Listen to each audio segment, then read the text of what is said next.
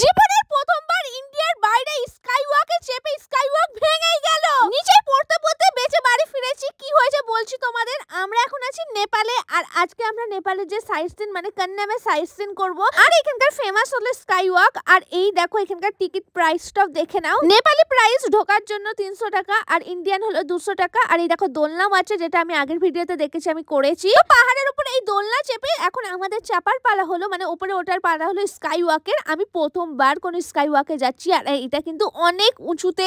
আর এখানে ওঠার আগে পায়ে কভার পরে নিতে হয়, আমরা পরে নিয়েছি। তারপরে আমি প্রথমে আস্তে আস্তে উপরে গেলাম, আমার বরকে ডাকলাম। বর তো প্রচন্ড ভয় খেয়ে গেছে, নিচে দেখলেই পুরো ভয় লাগছিল। আমার প্রচন্ড প্রথমে ভয় লাগছিল, আমি তো সাইডে দাঁড়িয়েছিলাম রড গুলোতে। তারপরে বর উঠে ওর মাথা ঘুরে গেছে, সঙ্গে সঙ্গে নিচে নেমে গেছে। তারপরে আমি সাহস করে একটু এগিয়ে যাই, তারপরে দেখি নিচে পুরো ফাঁকা দেখা যাচ্ছে, মানে নিচে পুরো পাহাড়ের নিচে, মানে অনেক ভয় লাগছিল। আমি দেখো ভালোভাবে চলতেও পারছিলাম না। তারপর বরকে বললাম একটু তুমি দাঁড়াও, আমার একটু ভিডিও করে দাও। আমি দেখো পুরো রড যেখানটাই না কাঁচ নেই সেখানটায় দাঁড়িয়েছিলাম। তারপরে একটু কাঁচের মধ্যে বসলাম। তারপরে ভাবলাম এত ভয় খেলে হবে না, একটু বসে দেখি কেমন লাগে। তারপরে বসে না আমি আর উঠতে পারছিলাম না ভয়ে, মানে এতটা ভয় লাগছিল। নিচেটা এত গর্ত লাগছিল পাহাড়ে, তবুও আমি অনেকক্ষণ বসেছিলাম। আর ভিডিওতে অত বোঝা যাচ্ছে না, কিন্তু রিয়েলে প্রচন্ড ভয় লাগছিল। আর এই দেখো এটা হলো নেপালের পতাকা। অনেকে আমাকে জিজ্ঞাসা করেছে দোলনাটা আমি কোথায় চেপেছি, তো এইগুলো সব কিন্তু নেপালে আছে, নেপালের কান্নামে। তোমরা এটা দার্জিলিং দিয়ে ঘুরতে এলে ওই সাইড দিয়ে বর্ডার দিয়ে ঢুকতে পারো, কাছে হবে। তারপরে আমার কি মাথায় ভূত চাপলো কে জানে, যে এইখানে দাঁড়িয়ে একটু নাচ করি। তারপরে আমি ফোনটা রেখে একটু নাচ করছিলাম, কারণ আমার বর শুধু এই ফটো তোলার জন্যই উঠেছে। তারপরে আবার নেমে গিয়েছিল, আর ওপর থেকে অনেক সুন্দর লাগছিল।